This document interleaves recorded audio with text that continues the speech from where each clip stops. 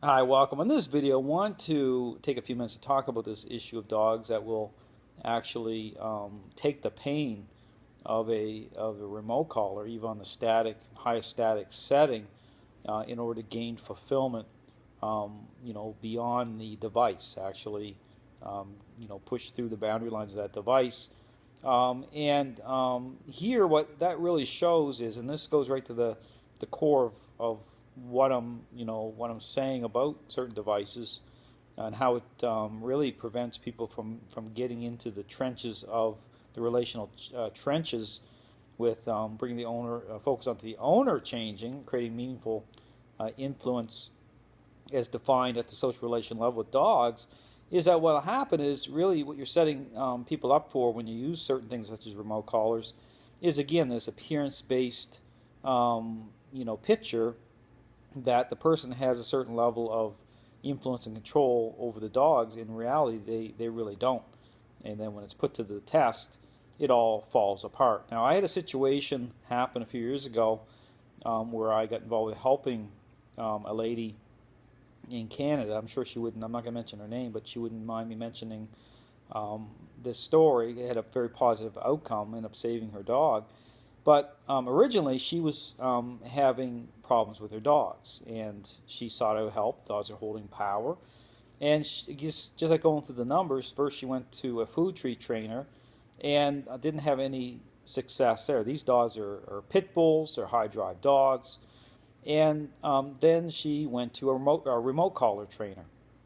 And again, I talk about this issue of some of the problems with these devices, how the focus comes on to the devices as the agent of change rather than the owner changing, and so there can be a relational disconnect. They really prevent, or the focus isn't on taking that owner into the relational trenches with changing, but rather the focus is on the device, leaning on the device that way as establishing control through that device.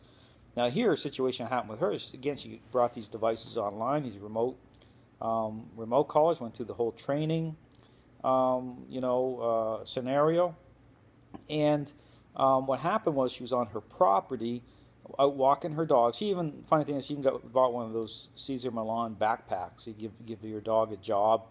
It's supposed to help the dog. Dog carries around objects in this type of backpack the dog wears. And so she's out walking around her property line with her pack of dogs. She had about 6, 7 dogs. Two or three of them are pit bulls, male, female, another pit bull. And so anyway, unexpectedly, she lives out in the rural area. A jogger went jogging by near her property line, not on her property line, near her property line, going down like a dirt road, and suddenly off her dogs went. And with this male pit bull in the lead, going with the intent of going after this jogger. Now she started using the remote collar to try to stop it, to try to communicate with the dogs to halt, and the dogs just kept going, in the male pit bull in particular. And she put that collar on the highest setting, on static shock, and that dog would not halt. It took the pain in order to gain fulfillment with encountering that jogger. And now, thankfully, it wasn't a serious bite. Just the pit bull bit the jogger's ankle and released. Went to the hospital, but it was not a serious type of bite situation. So she again, right away, she started encountering issues with the police and people getting involved, and it appeared as though the dog was going to end up being put down. There was actually a court order brought against that dog to have the dog euthanized. Now here, she went back to the remote collar trainer before. This is just before this incident happened. She called this guy, and the guy just shoved this off as, the dog should be put down. Basically, has no answers. Because here's the thing to understand: when you put all your faith, hope, and trust in a device, okay, that's your only level of thinking. It is not, because the thing is, and I'm going to go further here with this story, but just so people understand, I talk about getting into the relational trenches with stripping everything away and making sure change is happening at a deep level through that dog owner. This is an example. This is very common. These things happen all the time. But she found me. Now I'm just going to say that in an ego way. This isn't about pumping myself up that way to say look at me.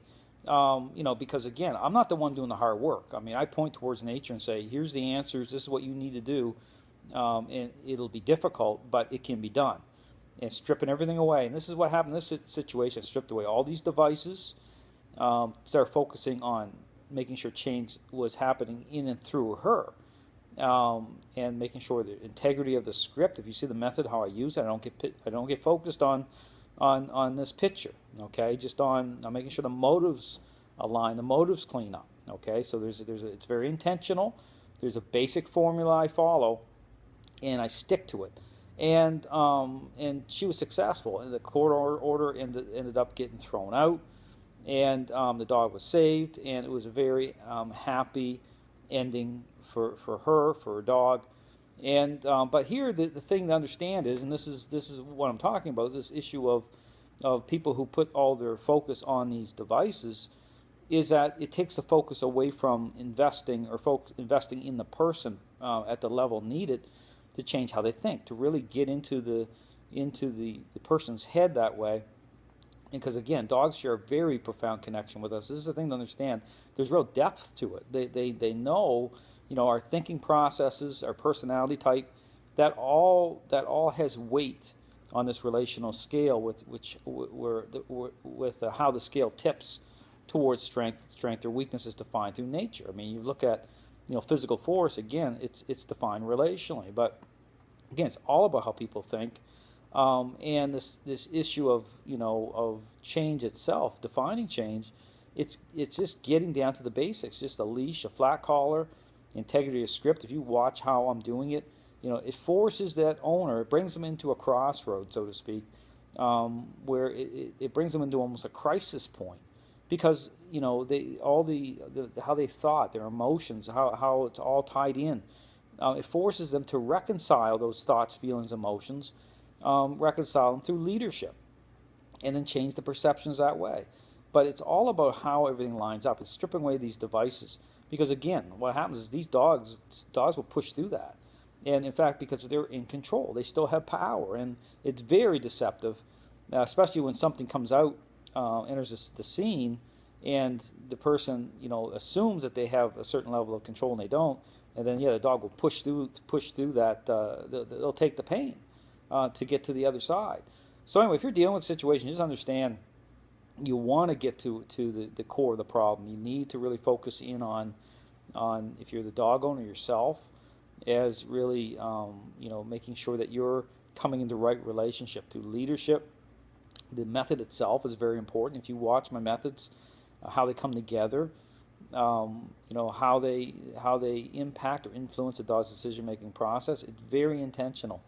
It's making sure the motives clean up, making sure the dog is not holding power, that you're going to be deceived or blindsided, thinking one thing and something else is going on.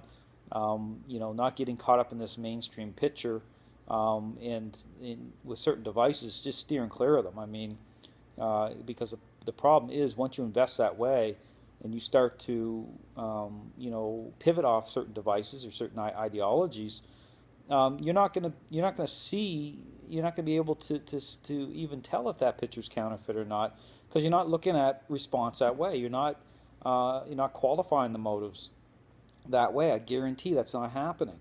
And then this is why you see a lot of these remote collar trainers.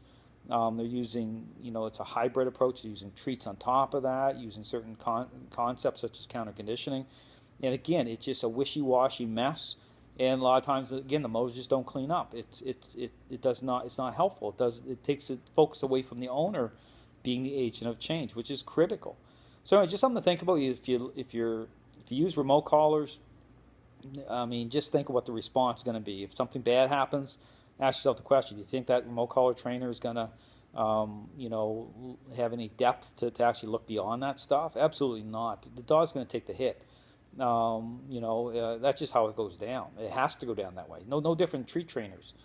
Beyond the realm of management and control, when something bad happens, and it takes you outside beyond the parameters of that. It's like a ticking time bomb. what do you think happens? I mean, these trainers are not gonna take the hit. I mean, they never will.